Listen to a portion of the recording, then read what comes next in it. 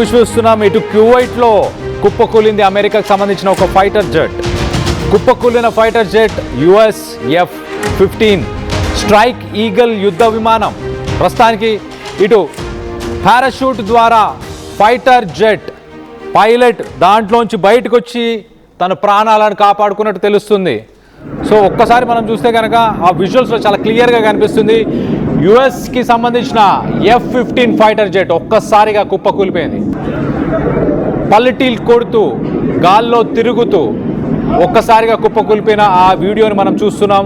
దానికి 2 ఇంజన్స్ ఉంటాయి, twin turbo engine. So మొత్తానికైతే ఒక ఇంజన్లో మంటలు కనిపిస్తున్నాయి. మంటల వ్యాప్తి అయి మొత్తానికైతే ఆ ఫైటర్ జెట్ కూలిపోయినట్టు తెలుస్తుంది. దీనికి సంబంధించి ఇటు కువైట్ అధికారులు కానీ అలాగే ఇటు అమెరికాకు సంబంధించిన అమెరికాకు సంబంధించిన అధికారులు కానీ ఇప్పటిదాకా దానిపై ఆఫీషియల్ స్టేట్మెంట్ అంటూ ఇవ్వలేదు. ఇటు పైలట్ కూడా ప్రస్తుతానికి స్వల్ప గాయాలతోనే ఇటు సేఫ్గా బయటపడినట్టు తెలుస్తుంది. ఇటు ఫైటర్ జెట్ కూలడంపై ఇటు క్లారిటీ అమెరికా ఇప్పటిదాకా క్లారిటీ ఇవ్వలేదు. పొరపాటున ఇటు ఇజ్రాయెలే అమెరికాకు సంబంధించిన ఈ ఫైటర్ జెట్ని కూల్చినట్లు అనుమానాన్ని వ్యక్తపరుస్తున్నారు. ఇటు ఫైటర్ జెట్ని తామే కూల్చామంటూ ఇటు ఇరాన్ కూడా ఒక స్టేట్మెంట్ ఇచ్చే ప్రయత్నం చేసింది. ఇరాన్ మేమే కూల్చేశామంటూ చెప్పుకొస్తుంది. ఫైటర్ జెట్ కూలిపోవడంపై క్లారిటీ లేక ప్రస్తుతానికి గందరగోళం నెలకొంది. మొత్తం మీద ఆ ఫైటర్ జెట్కి సంబంధించిన విజువల్ని మనం చూస్తున్నాం. రైట్ సైడ్ ఫైటర్ జెట్ కూలిపోయిన విజువల్ చూస్తున్నాం. ఇటు లెఫ్ట్ సైడ్ ఆ ఫైటర్ జెట్లోంచి పారాషూట్ ద్వారా బయటికి వస్తున్న పైలట్ని చూస్తున్నాం. సో మొత్తానికైతే ఇటు కువైట్లోని మీనా అల్ అహ్మదీ అనే ఒక ఆయిల్ రిఫైనరీ మనకు విజువల్స్లో కనిపిస్తుంది. పక్కన ఉన్న ఆ బిల్డింగ్స్ అన్నీ కూడా ఒక ఆయిల్ రిఫైనరీ ఉంది. ఆ ఆయిల్ రిఫైనరీ దగ్గర ఈ ఫైటర్ జెట్ కూలిపోయినట్టు తెలుస్తుంది. సో ఇటు యాక్సిడెంటల్గా ఒక ఫ్రెండ్లీ ఫైర్ ద్వారా, అంటే చూడండి, ఇటు ఇజ్రాయెల్కి సంబంధించిన మిసైల్ సిస్టమ్ ఇటు అమెరికాకు సంబంధించిన ఫైటర్ జెట్ని కూల్చేసింది అంటూ అనుమానాలు అయితే వస్తున్నాయి. అంటే ఎన్ని ఫైటర్ జెట్లు గాల్లో తిరుగుతున్నాయి, ఇరాన్ ఎంతగా ప్రతిఘటిస్తుంది, ఇటు ఇజ్రాయెల్కి అసలు అమెరికన్ ఫైటర్ జెట్టా లేకపోతే ఇరాన్కి సంబంధించిన ఫైటర్ జెట్టా కూడా అర్థం కాక మరి ఇటు ఇజ్రాయెలే ఫైరింగ్ చేసిందా, ఆ ఫైటర్ జెట్ని కూలగొట్టిందా? ఒకసారి ఈ ఫైటర్ జెట్ కి సంబంధించిన కొన్ని డీటెయిల్స్ కూడా చెప్పే ప్రయత్నం చేస్తా. ఒక్కసారి ఫైటర్ జెట్ కి సంబంధించి ఒక్కసారి చూస్తే కనుక F-15 ఫైటర్ జెట్ F-15 ఇది స్ట్రైక్ ఈగల్ అని దీన్ని పిలుస్తుంటారు. మొత్తానికైతే F-15 అనే ఈ ఫైటర్ జెట్ దాదాపు 2655 కిలోమీటర్ల స్పీడ్ తోని హై ఆల్టిట్యూడ్ లో 2500-2600 కిలోమీటర్ స్పీడ్ తోని ఇది ట్రావెల్ చేస్తుంటది. ఒక్కసారి ఆ విజువల్స్ ని అక్కడ రికార్డ్ చేసిన ఆ సివిలియన్ కరెస్పాండెంట్స్ కి సంబంధించిన ఆ విజువల్స్ ని ఒక్కసారి చూసే ప్రయత్నం చేద్దాం. దాని తర్వాత మరిన్ని డీటెయిల్స్ చెప్పే ప్రయత్నం చేస్తా. شوف يا هوا شوف هذا المسير يا الربع شوف انزلوا هذول ايران شوف يا هوا شوف هذا المسير يا الربع شوف انزلوا هذول ايران شوف يا هوا شوف هذا المسير يا الربع شوف انزلوا هذول ايران شوف يا هوا شوف هذا المسير يا الربع شوف انزلوا هذول ايران شوف يا هوا شوف هذا المسير రైట్. ఈ ఫైటర్ జెట్ కి సంబంధించిన పైలట్ విజువల్స్ ని మనం చూస్తున్నాం. ప్రస్తుతానికి కువైట్ సెక్యూరిటీ ఆఫీషియల్స్ అక్కడ ఉన్న సెక్యూరిటీ పర్సనల్స్ ఆ ఫైటర్ జెట్ పైలట్ ని కిందికి వచ్చిన తర్వాత తనని రిసీవ్ చేసుకోవడం, తనకి మెడికల్ కేర్ ని ఇచ్చే ప్రయత్నం చేస్తున్నారు. దానికి సంబంధించిన విజువల్స్ ని మనం చూస్తున్నాం. మొత్తానికైతే అమెరికన్ ఫైటర్ జెట్ అలాగే అమెరికన్ పైలట్ మనకి చాలా క్లియర్ గా కనిపిస్తుంది. కువైట్లో మరి కూలిపోవడానికి కారణం ఏంటి? ఇరాన్ ఒక పక్కన మేమే కూల్చేసామంటూ చెప్పుకొచ్చే ప్రయత్నం చేస్తుంది. సో ఇటు దీనిపై క్లారిటీ అయితే లేదు, కానీ ఇటు ఫైటర్ జెట్ గురించి కొంత చెప్పే ప్రయత్నం చేస్తా. 2655 కిలోమీటర్లు పర్ అవర్ అంత స్పీడ్తో ఇది ట్రావెల్ చేస్తుంది. దీని దగ్గర ఎయిర్ టు ఎయిర్ మిసైల్స్, గాల్లోనే మిసైల్స్ని పేల్చే అంత సామర్థ్యం ఉంది. అలాగే ఎయిర్ టు గ్రౌండ్ మిసైల్స్ కూడా దీని దగ్గర ఉన్నట్టు తెలుస్తుంది. సో మొత్తం మీద ఇలాంటి ఒక ఎయిర్ క్రాఫ్ట్ని, ఇలాంటి ఒక ఫైటర్ జెట్ని ఇరానే కూల్చేసినా అంటుంది. ఇటు ఫిబ్రవరి 28న ఖమేనీ చనిపోయిన తర్వాత ఇటు ఇరాన్ విజృంభిస్తుంది, ఒక రకంగా గల్ఫ్ దేశాలని టార్గెట్ చేస్తుంది. ఎట్ ద సేమ్ టైం ఇటు ఇజ్రాయెల్ పైన కూడా దాడులు చేస్తుంది. అమెరికన్ ఎయిర్ ఫోర్స్ దాదాపు ఇటు ఇజ్రాయెల్లో 400 ఫైటర్ జెట్స్ ఉన్నాయి. ఇటు అమెరికాకు సంబంధించిన ఫైటర్ జెట్స్, ఇజ్రాయెల్కి సంబంధించిన ఫైటర్ జెట్స్. ఇజ్రాయెల్లో 400 ఫైటర్ జెట్స్ ప్రస్తుతానికి ఇజ్రాయెల్ని అటాక్ చేస్తున్నా కూడా ఇటు ఇరాన్ని అటాక్ చేస్తున్నా కూడా ఇటు ఇరాన్ ఏమాత్రం తగ్గట్లేదు. ఇరాన్ ఇటు గల్ఫ్ దేశాల మీద డ్రోన్స్తో, మిసైల్స్తో, at the same time ballistic మిసైల్స్తో అటాక్ చేస్తుంది. ఇజ్రాయెల్లో కొన్ని ప్లేసెస్ని, టెల్ అవీవ్ అలాగే మిగతా సిటీస్ని కూడా ఇటు మిసైల్స్తోని ఇరాన్ అటాక్ చేస్తుంది. ఎట్ ద సేమ్ టైం అమెరికాకు సంబంధించిన యుఎస్ఎస్ అబ్రహం లింకన్ అమెరికన్ వార్షిప్స్ని కూడా బాలిస్టిక్ మిసైల్స్తోని అటాక్ చేస్తుంది. ప్రస్తుతానికి ఇరాన్ యుద్ధాల్లోకి ఇటు గల్ఫ్ దేశాలని లాగేసింది. అలాగే ఇటు బ్రిటన్, ఫ్రాన్స్, జర్మనీ కూడా ప్రస్తుతానికి పార్టిసిపేట్ చేస్తున్నాయి. బ్రిటన్కి సంబంధించిన ఫైటర్ జెట్స్ కూడా ప్రస్తుతానికి ఇరాన్ని అటాక్ చేస్తున్నాయి. ఇరాన్ నుంచి వచ్చే మిసైల్స్ని కౌంటర్ చేయడానికి, ఇంటర్సెప్ట్ చేయడానికి, న్యూట్రలైజ్ చేయడానికి ఇటు అమెరికన్ ఫైటర్ జెట్స్, ఇజ్రాయెల్కి సంబంధించిన ఫైటర్ జెట్స్, బ్రిటన్కి సంబంధించిన ఫైటర్ జెట్స్ ఇవన్నీ కూడా పోరాడుతున్నాయి. కానీ ఇరాన్కి ఎవరు హెల్ప్ చేస్తున్నారు? ఇరాన్ ఖమేనీ చనిపోయిన తర్వాత కూడా ఇంత సమర్థవంతంగా, ఇంత స్ట్రాటజిక్గా గల్ఫ్ నేషన్స్ని, ఇజ్రాయెల్ని, అమెరికాని వీళ్ళందరినీ ఒక్కసారి ఎలా అటాక్ చేయగలుగుతుంది? అంత సామర్థ్యం ఉందా? అన్ని మిసైల్స్, అన్ని డ్రోన్స్ ఇరాన్ దగ్గర ఉన్నాయా? ఇటు చైనాకి సంబంధించిన ఒక స్పై వెజిల్, ఆ స్పై వెజిల్ ఇప్పుడు ప్రస్తుతానికి ఒమాన్ పరిసర ప్రాంతాల్లో ఉన్నట్టు తెలుస్తుంది. ఇటు అమెరికన్ జెట్ ఫైటర్స్ ఎక్కడెక్కడ ఉన్నాయి, అమెరికన్ వార్షిప్స్ ఎక్కడెక్కడ ఉన్నాయి, వాటన్నిటికీ సంబంధించిన శాటిలైట్ ఇమేజెస్ని, ఆ క్రూషియల్ ఇన్ఫర్మేషన్ని సీక్రెట్గా ఇరాన్కి అందవేస్తుంది చైనా అంటూ ప్రస్తుతానికి వాదనలు వస్తున్నాయి. ఎందుకంటే అలాంటి టెక్నాలజీ లేకుండా ఈ ఫైటర్ జెట్స్ని అలాగే అమెరికాకు సంబంధించిన వార్షిప్స్ని అటాక్ చేయలేరు. అవి ఎక్కడున్నాయి కూడా ట్రేస్ చేయలేని పరిస్థితి. రాడార్లో కనిపించని అలాంటి వాటిని ఎలా టార్గెట్ చేయగలుగుతారు? ఖచ్చితంగా దీని వెనక చైనా హస్తం ఉంది. చైనా స్పై వెజిల్, ఏదైతే చైనాకు సంబంధించిన స్పై వెజిల్ ఉందో అది ఇరాన్కి సపోర్ట్ చేస్తుంది అంటూ ఇటు డిఫెన్స్ అనలిస్టులు చెప్పుకొస్తున్నారు. ఇటు జియో పొలిటికల్ అనలిస్టులు కూడా, ఇటు రష్యా కూడా బిహైండ్ ద స్క్రీన్ సపోర్ట్ చేస్తుంది. వెపన్స్ని సపోర్ట్ చేస్తుందా? వెపన్స్ని పంపించిందా? గతంలోనే ఆల్రెడీ ఇటు 1 సంవత్సరం నుంచి దాదాపు 2025 జూన్ నుంచి అమెరికా ఇరాన్ పైన నిఘా పెట్టింది, ఖమేనీ పైన నిఘా పెట్టింది. ఖమేనీ ప్రతి యాక్టివిటీని, ప్రతిరోజు అతను ఎక్కడుంటున్నాడు, ఏం చేస్తున్నాడు, ప్రతి శుక్రవారం వీక్ ఆఫ్ తీసుకోవడం, ప్రతి శనివారం గవర్నమెంట్ అఫీషియల్స్తో మీటింగ్ పెట్టుకోవడం, ఇలాంటివన్నీ అమెరికా ట్రేస్ చేస్తున్న సమయంలో ఇటు చైనా, ఇరాన్, రష్యా ఇవన్నీ కూడా మిలిటరీ ఎక్సర్సైజెస్ కూడా చేసే మధ్యలో. అలాగే చైనాకి సంబంధించిన ఈ స్పై షిప్ కూడా ప్రస్తుతానికి గతంలో ఇండియా చుట్టూ తిరుగుతుండేది. ఇండియన్ ఓషన్లో, ఇండియా పరిసర ప్రాంతాల్లోనే ఈ స్పై షిప్ తిరుగుతుండేది. ఇండియాలో ఉన్న ఫైటర్ జెట్స్, ఇండియాలో ఉన్న వార్షిప్స్, సబ్మెరీన్స్ వీటి యాక్టివిటీని ఎప్పుడు మానిటర్ చేస్తున్న ఆ షిప్ ఒక్కసారిగా ఇటు ఒమాన్, అరేబియన్ సీలోని ఒమాన్కి ఎందుకు వెళ్ళింది? డిఫెన్స్ అనలిస్టులు చాలా స్ట్రాంగ్గా ఇరాన్ వెనక ఇటు చైనా ఖచ్చితంగా ఉంది, చైనా సపోర్ట్ చేస్తుంది, అలాగే రష్యా సపోర్ట్ చేస్తుంది అంటూ ఇటు డిఫెన్స్ అనలిస్టులు, జియో పొలిటికల్ అనలిస్టులు చెప్పుకొచ్చే ప్రయత్నం చేస్తున్నారు. ఒకసారి మనం ఇటు ఆ విజువల్స్లో చూస్తున్నాం. చైనాకి సంబంధించిన ఆ స్పై షిప్, ఇప్పటిదాకా నేను చెప్పిన ఆ స్పై షిప్ ఏదైతే ఉందో చైనాకి సంబంధించిన స్పై షిప్ కింద రైట్ సైడ్ బాక్స్లో మనం చూస్తున్నాము. ఆ స్పై షిప్ కనిపిస్తుంది. దాంట్లో కొన్ని రాడార్స్ లాంటివి కనిపిస్తున్నాయి, గ్లోబ్ లాగా ఇలా రౌండ్గా ఉన్న ఆ రాడార్స్ ద్వారా, ఆ రాడార్స్ అలాగే చైనాకి ఉన్న ఆ శాటిలైట్స్, ఆ రెండింటినీ యూటిలైజ్ చేసి ఆ షిప్, అమెరికాకు సంబంధించిన ఫైటర్ జెట్స్ ఎక్కడున్నాయి, అమెరికాకు సంబంధించిన వార్షిప్స్ ఎక్కడున్నాయి, అమెరికాకు సంబంధించిన ఆర్మీ బేసెస్ ఎక్కడున్నాయి, ఎయిర్ ఫోర్స్కి సంబంధించిన బేసెస్ ఎక్కడున్నాయి, ఇవన్నీ ఎక్కడున్నాయి అని చైనా ఎప్పటికప్పుడు క్షణక్షణం 24/7 లేటెస్ట్ అప్డేట్స్ అని ఇరాన్కి ఇస్తుంది. ఆ షిప్ గతంలో ఇటు ఇండియన్ ఓషన్, ఇటు గతంలో మనం చూస్తే కనుక ఇండియా పరిసర ప్రాంతాల్లోనే తిరుగుతుండేది. ఇటు బే ఆఫ్ బెంగాల్, అరేబియన్ సీ ఈ పరిసర ప్రాంతాల్లోనే. కానీ ఇప్పుడు ప్రస్తుతానికి అది గల్ఫ్ ఆఫ్ ఒమాన్ పరిసర ప్రాంతాల్లో ఉంది.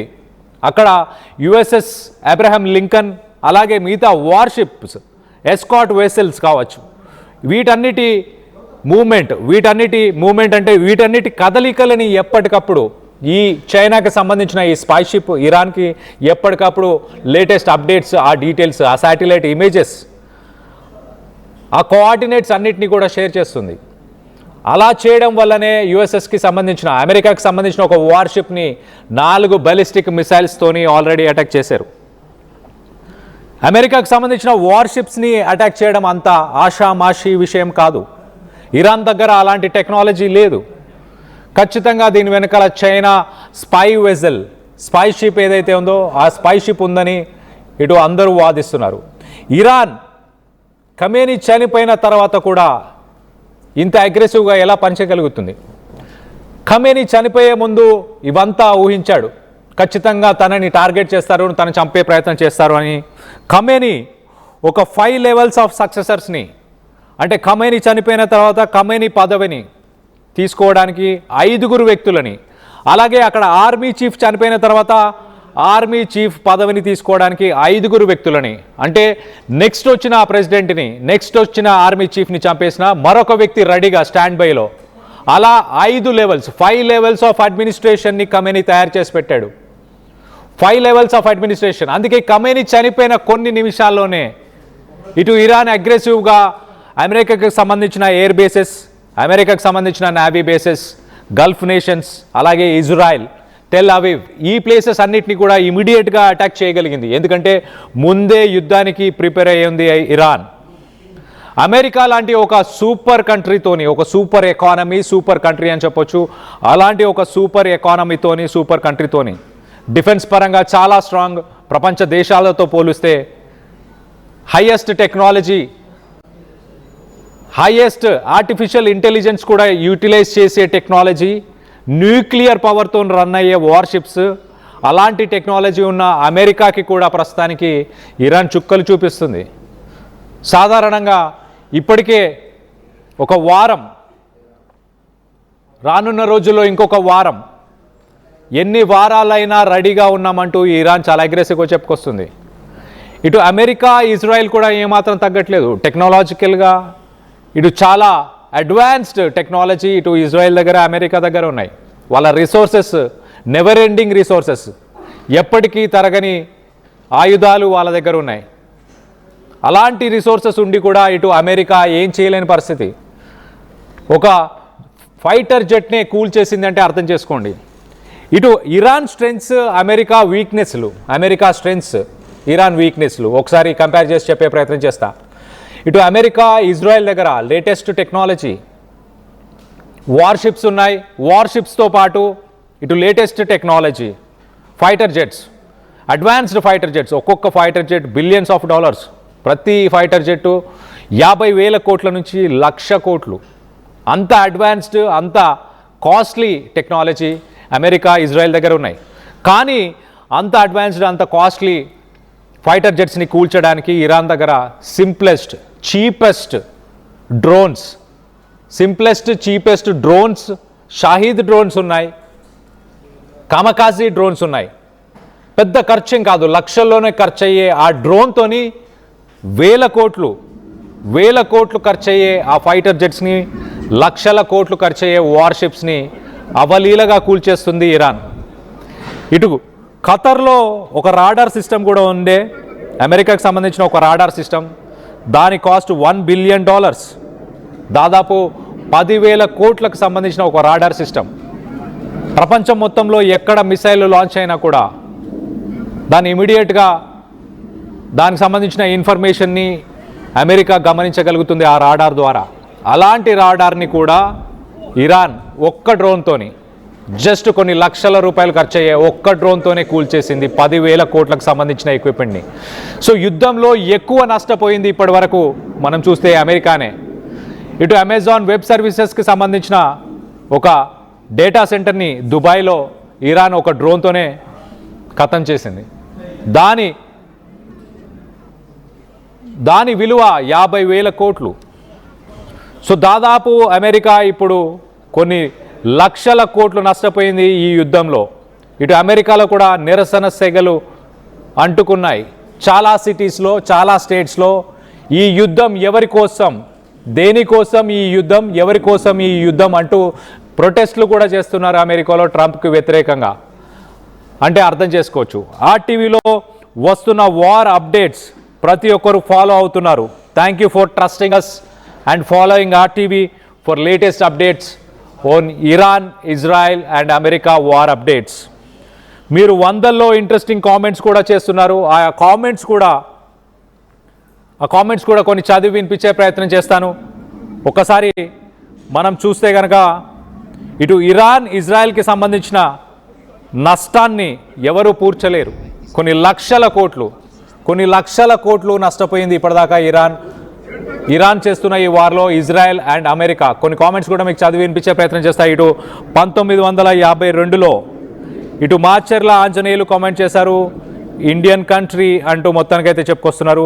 ఇరాన్కు రష్యా సపోర్ట్ చేస్తుంది, ఖచ్చితంగా ఇరాన్కు రష్యా సపోర్ట్ చేస్తుంది. ఇటు చైనా ఎలా అయితే ఒక స్పై వెజల్ని పంపించిందో, ఇరాన్ కూడా తన దగ్గర ఉన్న శాటిలైట్స్తోని ఖచ్చితంగా ఇంటెలిజెన్స్ రిపోర్ట్స్ని, యుద్ధంలో ఎప్పుడు ఆయుధాలే కాదు, intelligence reports, satellite images, intelligence reports అన్నిటికంటే ఇంపార్టెంట్. ఎక్కడ కదలికలు జరుగుతున్నాయి, అమెరికాకు సంబంధించిన వార్షిప్స్ కావచ్చు, అమెరికాకు సంబంధించిన ఫైటర్ జెట్స్ మూమెంట్స్ ఎక్కడున్నాయి, ఎక్కడెక్కడ వాళ్ళ ఎయిర్ బేసెస్ ఉన్నాయి, వాటిని టార్గెట్ చేయొచ్చు. కొన్ని వేల కోట్లు, కొన్ని లక్షల కోట్లకు సంబంధించిన ఆ వెపన్స్ని, కొన్ని లక్షల రూపాయలకు సంబంధించిన డ్రోన్స్తోని ఇరాన్ ఎదుర్కొనే అవకాశాన్ని ఇప్పుడు ఇటు రష్యా, చైనా కల్పిస్తుంది. గతంలో యుద్ధాలు ఫైటర్ జెట్స్తోని, ట్యాంకులతోని, అలాగే వార్షిప్స్తోని చేసేవారు. కానీ ఇటు యుక్రెయిన్ రష్యా వార్ వచ్చిన తర్వాత యుద్ధాన్ని చేసే స్టైలే మారిపోయింది, స్ట్రాటజీ మారిపోయింది. డ్రోన్స్తోనే ఎక్కువ శాతం యుద్ధాన్ని ముందుకు తీసుకెళ్లే ప్రయత్నం చేస్తున్నారు. మరికొన్ని కామెంట్స్ కూడా చదివి వినిపించే ప్రయత్నం చేస్తా. ఇటు ఎన్ రాము కామెంట్ చేశారు, నా సపోర్ట్ ఇరాన్కే, రష్యా సపోర్ట్ చేస్తుంది, అమెరికాని లేపేయండి అంటూ చెప్పుకొస్తున్నారు. సో మొత్తం మీద మరొక కామెంట్ చేశారు, ముందు ట్రంప్ని లేపేయండి అంటూ. ఎస్, ఇండియా వాళ్ళకి ఏమీ రావు అంటూ చెప్పుకొస్తున్నారు. మరొకరు ఠాకూర్ సింగ్ కామెంట్ చేశారు, ట్రంప్ చాలా తప్పు చేశాడు అంటూ. ఎస్, ఎగ్జాక్ట్లీ, ఖచ్చితంగా ట్రంప్ని కూడా టార్గెట్ చేస్తారు ఇరాన్కి సంబంధించిన వ్యక్తులు. ఇటు గతంలో మనం చూసాం, అమెరికాలో ట్రంప్ ఉంటున్న తన ఇంటి పైన కూడా తనని చంపడానికి కొంతమంది వ్యక్తులు అటెంప్ట్ చేశారు. పోయిన వారమే ఇలాంటి ఒక ఇన్సిడెంట్ జరిగింది.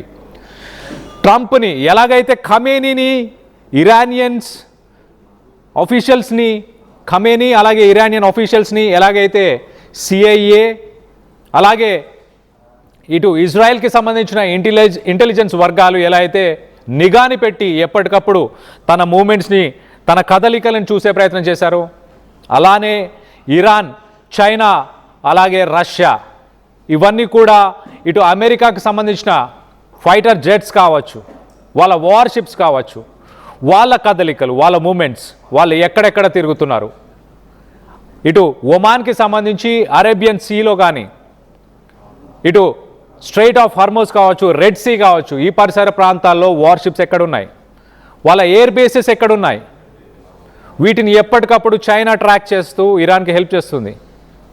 సో మొత్తం మీద ఇటు ఇరాన్ ప్రస్తుతానికి అమెరికాకు సంబంధించిన ఒక ఫైటర్ జెట్ని కువైట్లో కూల్చేసింది. ఆ ఫైటర్ జెట్ మోడల్ వచ్చేసి యుఎస్ F-15. అమెరికాకు సంబంధించిన ఈ స్ట్రైక్ ఈగల్ ఫైటర్ జెట్ 2655 కిలోమీటర్ల స్పీడ్ పర్ అవర్, 2655 కిలోమీటర్ల స్పీడ్తో గాల్లో హై ఆల్టిట్యూడ్లో తీసుకెళ్తుంది.